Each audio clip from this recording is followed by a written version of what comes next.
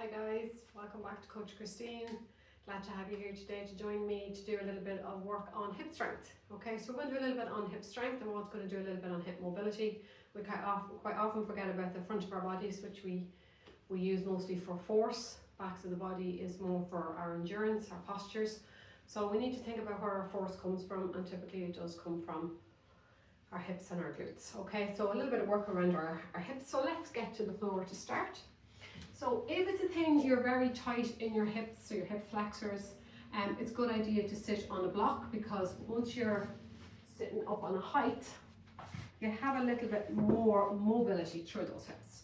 So I'd suggest you either sit on a block or a cushion to make things a little bit easier if you need it, and if you don't need it, good to go without the block. Okay, so like I said, the block will allow me to come into cross position. It'll allow me to come into a wiper position much easier if I have the block than if I don't.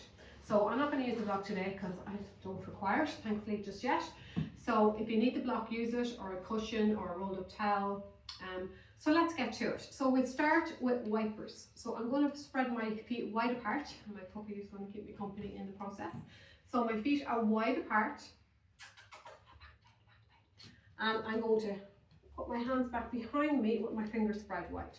Now for wipers, I'm going to roll in with my knees, and I'm going to keep my chest lifted. So lift the chest and push into those hips into 90 degree, and then I'm going to come back into 90 wiper on the other side. So don't be surprised that one side seems or feels really tight or doesn't go as quite as low to the floor as the other. That's all normal. We tend to have a side that's tight or weak or bad or whatever you like to say. So we go one way with our wipers, back to center and to the other side. So we're going to do this 10 times. We wipe one way, we wipe the other way, we have company to keep us company, to keep us smiling, and we go the other way. We're nearly there as we wipe to the other side, and back again. Let's do two more. She thinks this is a game. And back. Keep that chest lifted as we wipe one side to the other. Okay, so from here I want to strengthen the front of the leg into where that hip flexor is. So I'm going to bend this one that I'm not using. Again, I'm going to rest back on the hands, and I'm going to lift that leg up.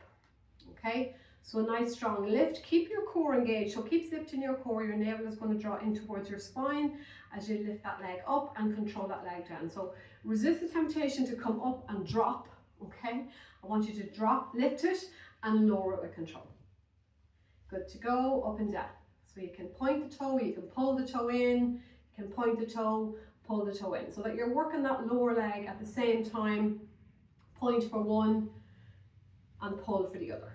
Toe away, toe towards you, toe away, toe towards you. Again, we're going to do 10, so you'll really feel this muscle here really firing up as you work through that quad and through that hip flexor. Again, I want to stay nice and lifted in my chest. Don't forget to breathe. Exhale on the effort and inhale to control that back. Last one on this side, and we're going to change the other side. So I bend and I straighten. Again, I push that chest forward. I'm resting back on these hands behind me.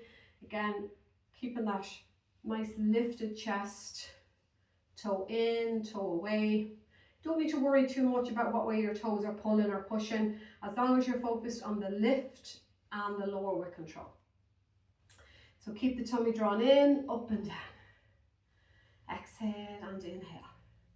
Nice and strong. You got this. Keep smiling. We're nearly there.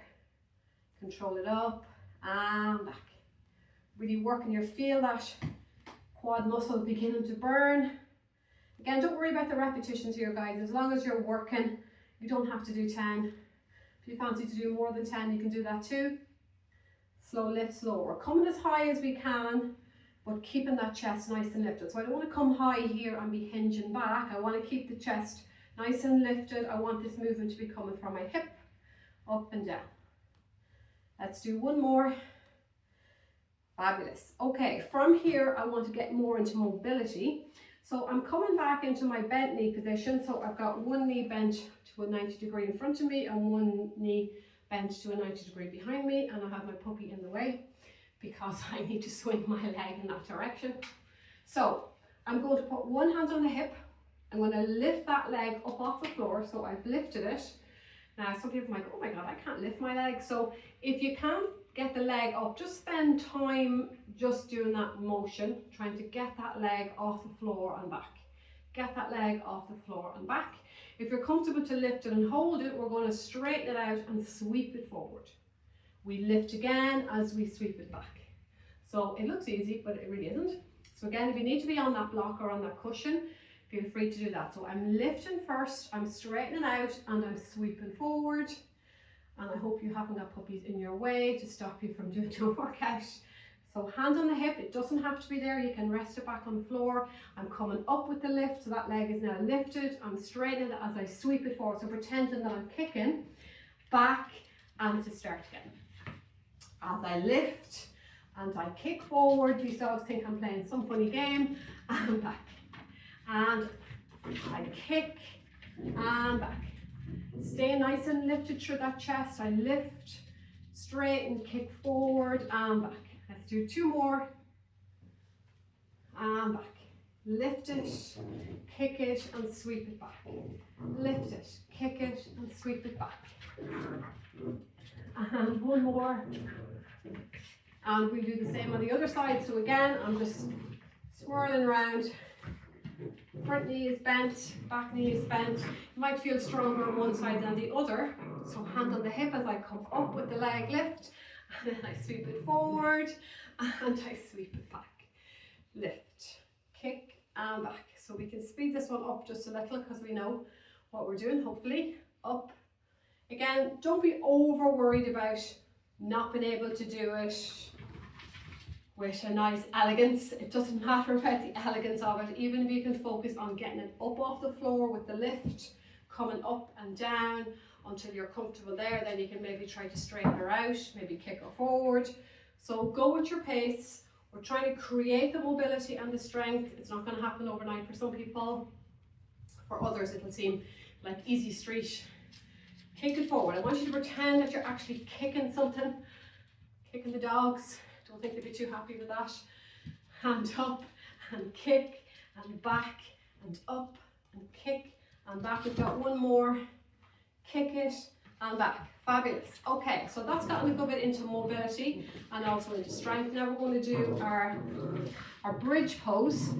Okay, so again, I'm resting back on those hands. My feet are going to be forward and my knees hip width. And I'm going to hinge up with the hips. Okay, so I'm squeezing my booty as I come up and I'm bringing it back to the floor. Squeezing my booty as I come up and I'm bringing it back to the floor. Now, if you want, you can look forward as you come up or you can look to the ceiling. Choice is yours.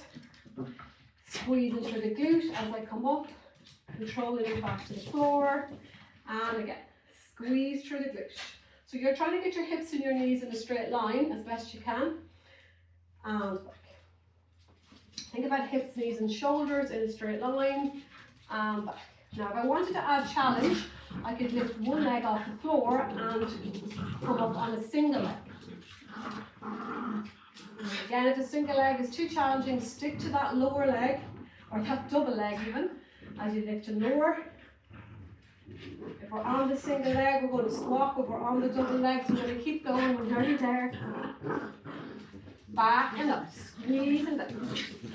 Pushing that chest forward. Exhale the effort, inhale on the one.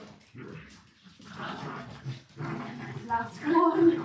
My dogs are having a ball here. Squeeze it up. And let's bring it down. Okay, last one for hip mobility. So back into our 90-90 position. I'm going to keep my foot down and I'm going to lift up. Hey. Going to lift up through my knee. So up with my knee and back to the floor. So the foot stays down as I lift my knee up and control back down. So again, some people's mobility might say that they only come up a tiny bit. Others might come much higher than I'm coming. So the whole thing is I don't want to twist my body into this. I just want to move from my hip as I open and close. I open, I keep that foot down and I close. Let's do 2 more. Keep that chest nice and lifted. So I'm always stay nice and tall through the crown of the head. As I open and close, switching sides to the other side. Back in that 90-90 or on my block or my cushion or whatever I'm on. So again, the foot stays down as I open. The foot stays down as I open. Keep that chest nice and lifted. Don't forget to breathe. We're nearly there. It's mobility and strength for the hip. Really, really important to keep those hips moving, to keep them open, to keep the strength in them. And quite often they're ones that are neglected and ignored in lieu of tummies and booties. So good to work through the hips as well. Give them a bit of a workout. Let's do 2 more on this side. Lift and control. And last one. Amazing work, guys. Well done. Fabulous. Thanks for joining me here today for our hip strength and mobility. Hope you enjoyed the video. Keep up the good work and see you next time.